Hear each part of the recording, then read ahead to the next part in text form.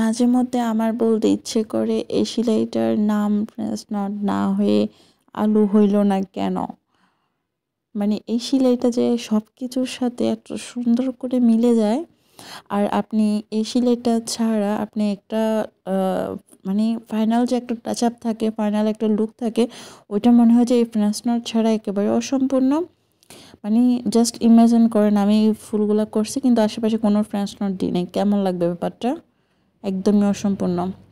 যাই হোক আজকে আপনাদেরকে আমি এই গোলাপের পাপড়িগুলা কীভাবে করলাম ওইটা করে দেখিয়ে দিব। এই কাজটা আমি অনেকবার শেয়ার করছি, তারপরও আমি যখনই কাজটা নতুনভাবে করতে যাই কেন জানি ভিডিও না করে আর পারি না। যাই হোক আমি এখানে শুরু থেকে দেখাচ্ছি না, শুরু থেকে দেখাবো একটু পরে, শুরু থেকে দেখিয়ে দিব আবার আরেকটা করার সময়। এটা আমি অনেক করে ফেলছি নিজে নিজে, তারপর মনে হলো যে একটু ভিডিও করি। এটা একেবারেই ইজি। যখন আপনি এই কাজটা একবার পেরে যাবেন বা এই কাজটা একবার জানবেন, তখন আপনি এটা মানে বারবার করতে মন চাইবে এই ফুলের কাজটা। সব কিছুতে আপনি এই গোলাপটা দিতে মন চাইবে। এটা একেবারে সোজা, এভাবে দিয়ে একপাশে জাস্ট ঘুরিয়ে নেবেন। যে পাশে একটু নট নট টাইপের ক্রিয়েট হয়েছে গিটের মতো করে, ওইটা আপনি যে পাশে আগে রাখছিলেন ওই পাশেটা ঘুরিয়ে নেবেন। তারপর আপনার কাজটা হাতের সাহায্যে চেপে ধরে রাখবেন। ধরে স্ট্রটা আপনি তুলিয়ে নেবেন। আমি স্ট্র দিয়ে করতেছি, কটন বাটিও আপনাদেরকে করে দেখিয়ে দিব। স্ট্র দিয়ে করলে কথা হচ্ছে একটু বড় হবে কলিগুলা, পাপড়িগুলো একটু বড় বড় হবে, আর কটন দিয়ে করলে ছোট হবে। আপনারা আপনাদের ফুলের সাইজ অনুযায়ী জিনিস নিয়ে থাকবেন অবশ্যই। যদি ছোট চান তাহলে কটন দিয়ে করবেন, আর যদি একটু মিডিয়াম চান তাহলে স্ট্র দিয়ে করতে পারেন। যাই হোক আমি এখানে এটা করে ফেললাম, লাস্টটা আপনাদের সাথে শেয়ার করলাম, বাকি সবগুলো আমি নিজে করে ফেলছি। দেখেন এগুলো কত সুন্দর লাগতেছে দেখতে। আমি ভিতরেগুলো কটন দিয়ে করছি তাই ভিতরেগুলো ছোট, আর বাহিরের দিকেরটা আমি স্ট্র দিয়ে করছি তাই বড় হয়েছে। আপনারা যদি এক মাপের চান তাহলে এক সেম সাইজ দিয়ে করতে পারেন, আর যদি এরকম আমার মতো ভিন্ন মাপের চান তাহলে ভিতরের কাজগুলো আপনারা কটন দিয়ে করবেন। তো ফার্স্টে সুইটা দেখিয়ে দিচ্ছি আমি। সুইটার নিচ থেকে তুলবেন, তুলে এক পাশ থেকে গিয়ে যেখান থেকে সুইটা তুলছেন ওইখানে নিয়ে যাবেন। তারপর সুইয়ের আগাতে একটা স্ট্র দিবেন। স্ট্র দিয়ে এইভাবে করে আপনারা এগুলা দিয়ে থাকবেন ফোল্ডগুলো। আর এটা একেবারে সোজা, আপনারা আমার হাতের দিকে তাকাইলে খেয়াল করবেন আমি সুতাটা কিভাবে দিতেছি। সুতাটা যদি আপনারা একবার দিতে পারেন তাহলে একেবারে পারফেক্টভাবে আপনারা এটা শিখে যাবেন। জাস্ট এভাবে সুতাটাকে ধরে একটু ঘুরিয়ে নেবেন। সুতাটাকে দুইটা করে ধরে তারপর ঘুরিয়ে দিয়ে দিবেন। এটা একেবারেই ইজি। আপনারা একটু হাতের সাহায্যে যদি প্র্যাকটিস করেন তাহলে কাজটা হয়ে যাবে। আর আমি নিজেও এই কাজটা নেট থেকে শিখছি, ইউটিউব থেকে ভিডিও দেখে।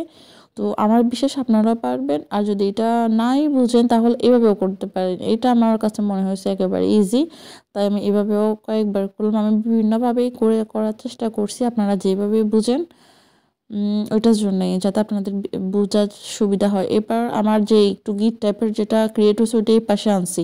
খেয়াল রাখবেন এটা এই পাশে থাকবে। এই পাশে থেকে স্ট্রটা নিয়ে নেবেন, কটনটা নিয়ে নেবেন, নিয়ে আপনার কাজটা এক হাতে চেপে ধরবেন, ধরে আর এক হাত দিয়ে টানবেন।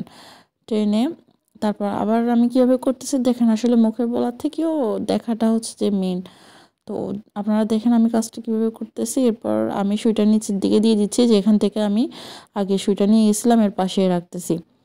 তো এইভাবে আমার এখন সেকেন্ড পাপড়িটা হবে এই পাশ থেকে, মানে এই পাশের শুরু থেকে। আর এটা আমি কটন দিয়ে করলাম, আর ওই পাশে ওগুলো আমি এই স্ট্রটা দিয়ে করছি, যার কারণে পাপড়িগুলো একটু বড় বড় হয়েছে আর এটা একটু ছোট হয়েছে। তফাৎ শুধু এতটুকুই। এরপরে পাপড়িটা আমি এই পাশের একটু কোণা থেকে শুরু করব, একেবারে চলে গিয়ে এই পাশে এনে শুরু করব না, একটু কর্নার থেকে শুরু করব। কাজটা থাকার থেকে আরেকটা শুরু করলে তাহলে দেখতে সুন্দর লাগবে। তো এটা কীভাবে শুরু করছি দেখেন। আমি সুইটা এক পাশ থেকে তুলে তারপর এই পাশ থেকে, মূলত আপনারা যে পাশে আপনারা চান, যে পাশে আপনারা পাপড়িটা চাচ্ছেন ওই পাশ থেকে এই কাজটা করবেন। এরপর স্ট্রটা দিয়ে দিবেন, কটনটা দিয়ে দিবেন। এরপর কটনটা দিয়ে জাস্ট হাতের সাহায্যে আপনারা সুতাটাকে এইভাবে করে পেঁচিয়ে নেবেন। আমার মনে হয় যে এটা একেবারে ইজি একটা প্রসেস। আপনাদেরকে দেখাচ্ছি যে এটা এত ইজিভাবে হয়তো আর কেউ দেখাবে না। আপনাদের যদি মানে না বুঝে থাকেন আমাকে কমেন্ট করে জানাবেন, আমি অবশ্যই আবার বুঝিয়ে বলার চেষ্টা করব। একটু মনোযোগ দিয়ে দেখলে আপনারা বুঝতে পারবেন। আর আমি একটা মেন কথা বলতে ভুলে গেছি, আমি এখানে ডিএমসি সুতা 3টা নিয়েছি। তো 3টারই নিবেন। ডিএমসি সুতা 6 তারের হয়ে থাকে। আপনারা যদি পাপড়িগুলো একদম মিডিয়ামের সাইজের দেখতে চান তাহলে 3টা নিবেন। 6 তার বেশি হয়ে যায়, 2 তার কম হয়ে যায়, 4 তার একটু মনে হচ্ছে বেশি হয়ে যায়, বাট 3 তার আমার কাছে পারফেক্ট মনে হয়। তো আপনারা চাইলে 3টা নিতে পারেন। 3টার ডিএমসি সুতা যদি নিয়ে থাকেন তাহলে আমার মতো একটা লুক আসবে। আমি যেভাবে কাজটা করলাম ওইভাবে। তো দেখেন আমার কাজটা শেষ হওয়ার পর কীভাবে আমি কাজটাকে সেটিং করতেছি। দেখেন কত সুন্দর করে কাজটা হয়ে গেছে। এরপরে পাপড়িটা আমি আবার এর কর্নার থেকে শুরু করব। মানে এই যে পাপড়ি আমি দেখিয়ে দিচ্ছি কীভাবে শুরু করতেছি। এখান থেকে শুরু করব, এখান থেকে শুরু করে আমি এদিক দিয়ে নিয়ে যাব। মূলত আমরা যেখানে যেখানে পাপড়িটা চাচ্ছি আমি ওইখানে আমি কাজটা করব, ব্যাস এতটুক। আপনারও যে দিক থেকে আপনি পাপড়িটা চাচ্ছেন ওই দিক থেকে কাজটা শুরু করবেন। এরপর স্টোরটা রেখে আমি আবার কাজটা করতেছি। আশা করি তখন আপনারা বুঝে গেছেন কাজটা, আর এতবার দেখারও প্রয়োজন হয় না। এবার যদি আপনারা প্র্যাকটিস করেন তাহলে বাকিটা হাতে কলমে ধরে যখন করবেন তখন মনে হয় যে বাকিটা আপনাদের চলে আসবে ইনশাল্লাহ। আর আমি আস্তে আস্তে সবগুলো সেলাই টিউটোরিয়াল আপনাদের সাথে শেয়ার করব, যদিও আমার এটা একটা আর্জেন্ট অর্ডার।